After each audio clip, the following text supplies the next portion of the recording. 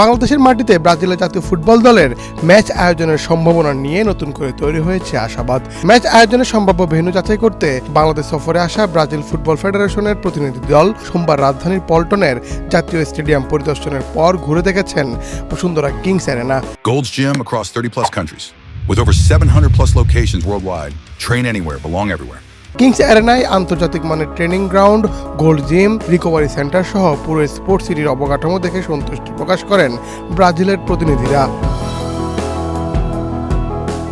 তাদের প্রতিক্রিয়া স্পষ্ট হয়েছে, বাংলাদেশের সম্ভাব্য ভেন্যুগুলোর মধ্যে বসুন্ধরা কিংস অ্যারেনা তাদের বিশেষভাবে আকৃষ্ট করেছে। ফলে কাঙ্ক্ষিত ম্যাচটি এই মাঠে আয়োজনের সম্ভাবনা একদম উড়িয়ে দেওয়া যাচ্ছে না।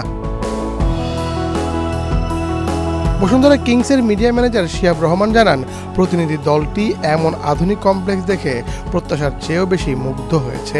তবে ম্যাচ আয়োজনের আগে মাঠের নিরাপত্তা ও রক্ষণাবেক্ষণ নিয়ে কিছু নির্দিষ্ট শর্তের কথাও জানিয়েছে তারা।